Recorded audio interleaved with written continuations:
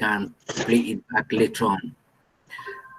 So this afternoon, what we want to look at is telehealth 101, telehealth 101.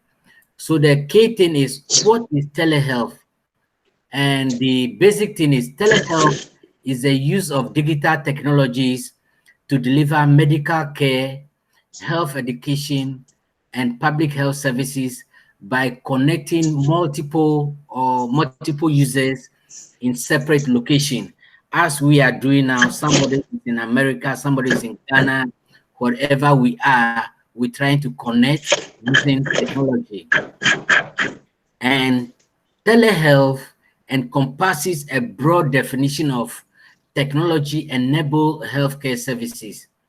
So telehealth includes telemedicine, and telemedicine is basically diagnosis and treatment of illness or injury, and services such as assessment, monitoring, and communication.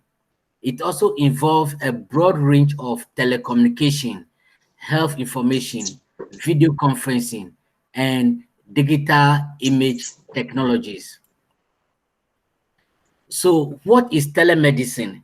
According to the American Telemedicine Association, telemedicine is the use of medical information exchanged from one side to another via electronic communication to improve a patient's clinical health status.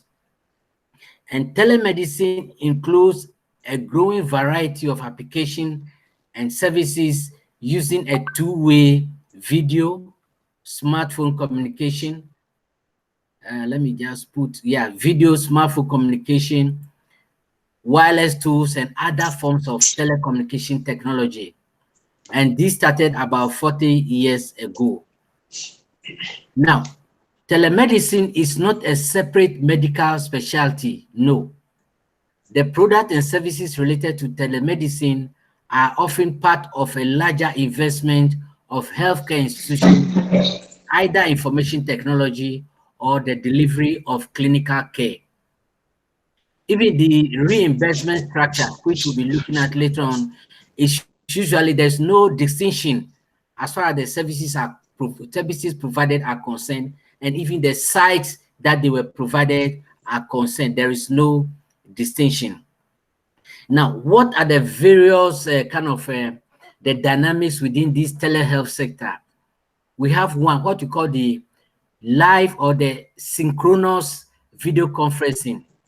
In this synchronous one, we call it, there is real time, as the patient is in front of you and you are attending to him or her. The same time you are transmitting information to a physician somewhere for extra support in whatever you are delivering. Okay, and in the case of a situation where we have real-time technologies, we have sophisticated technology, we always advise folks to adopt the live or the synchronous video conferencing. That is, everything is happening in real time. Like our presentation now is happening in real time. Okay, then we have the asynchronous or the store and forward video conferencing. Usually this this type of technology is adopted where we have challenges with technology, and this is what I tell people in Ghana or other developing world. This is the right sort of telemedicine that we should adopt. This one is stored for you. Do it at your own pace, put it on the server at the right time when the satellite is passing by your station. They pick it up and send it to your recipient. Then we also have, let me see, somebody was joining. Okay, so then we also have the remote patient monitoring. So in this case, the patient can be in faraway city or town or village or wherever they are, so that you, being far away from them, you can monitor whatever is happening to them. And it is something that I believe we can adopt in a developing country like Ghana. Then, of course, we have the mobile health,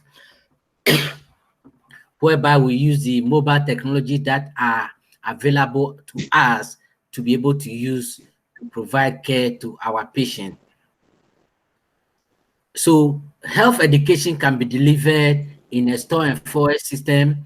The services can be interactive, whereby you and allow the patient to get a feedback from them, or you pre-record whatever you are doing and push it back to them. So in the case of this COVID that we have, as some of you will notice, some nurses do recordings on their mobile phone, and then they push it onto the WhatsApp platform or whatever platform they have at their disposal for people to get to know what is happening. And these are some of the things that you and I can do, as in it's all part of the telehealth that we're talking about. And what are some of these technologies that we can use? Yes, we can use encrypted internet connection. And in this case, nobody can, have access to the private information of your patient. Then, like the California Resource Network, they have a dedicated connection that doctors within their network can use for healthcare delivery. Then some also use the high-speed telecommunication lines, so that at least communicating between them and their patient become easy, point-to-point broadband connection, patient monitoring, or we can even use our basic phone lines to deliver care to our patient. Now, why is telehealth important? We are saying that telehealth can help you achieve the triple aim. And what are these triple aim of healthcare delivery? One, improve patient outcome. Let me add this patient to, sorry, I said I'm not, he's not a patient, it's an individual. Improved patient outcome, access to care, and then cost of saving. These three things you can do with telehealth. And telehealth can improve health outcome in wherever you find yourself, whether in a remote area, rural areas, or underserved areas.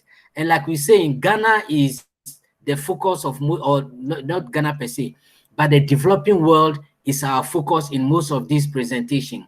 And we are saying that telehealth can adequately be deployed in our rural areas so that we can better deliver care to our people. And I must say that there have been several studies. Hello? Okay. There have been several studies that have demonstrated the effectiveness of telehealth. For instance, we have the Beacon trial reduced readmission of heart patients to 3% using video conference, a multi-center study of ICU telemedicine, re-engineering of adult care, the impact of tele-ICU on patient care. There are several studies that have demonstrated the effectiveness of telehealth. So if you want to start telehealth in your practice, what aspects should we look at? And we are saying that there are various aspects that there are various aspects that we can look at. One, we can look at primary care and specialty referral services. If you want to start a telehealth service in your practice, yeah, maybe you can look at a primary care and specialist referral services as something that you can, push to telehealth care delivery. Or you want to look at remote patient monitoring, okay, so that you can do home health services for your patient, do the vital sign, the blood glucose, the ECG, and a variety of indicators for patients who are bound in their home. And then the last time I was saying that for instance, our market women and men back in developing country who don't have time to leave their wares and go to the hospital, this is a service that we can come out with for that category of people. Then, of course, consumer medical information and health information, we can do that as well. We can provide medical education for our patient. Then also, we can decide to follow the American Telehealth Association guidelines for some of these services. Then we have the California Telehealth Resource Center guideline. So there are various guidelines that we can use. And now, one thing I always tell people is in this, area of telehealth, we don't have to start everything from scratch. There are guidelines out there. It is for us to identify what kind of services in our system we would like to provide. I think Dr. Lord will bear with me. The last time we discussed that we talk about people calling you on the phone. Hey, doctor, my auntie is sick. What should I do?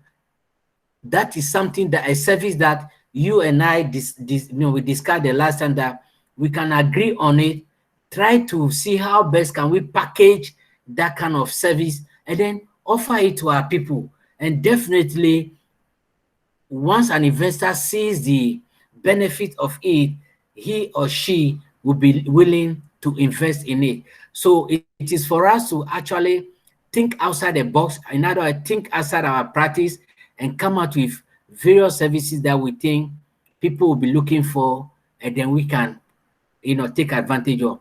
So we should be able to monitor patient health status and behavior remotely. We need to meet face-to-face with patients using video conferencing, or we can use the capture, store, and forward system. We can educate our patient and providers through our apps. We can monitor the patient.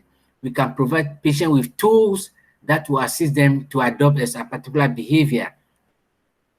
So what is our goal when we decide to adopt telehealth? One, we will not want to increase the access of patients to healthcare delivery, the market for our providers. We want to reduce costs. We want to improve health outcome. We want to improve patient satisfaction. And then, of course, the provider satisfaction. But then through this all, it comes to reimbursement. How are we going to be reimbursed at the end of the day? And that is a major area that I would like us to focus on in all these presentations that I've made. So, ladies and gentlemen, this is the presentation I have for today, and I'll be glad if you can give me your views, or we can share your views, and then we can take it from there. Thank you very much. Yeah, so thank you very much. Let me pause the recording so that we can, yeah. So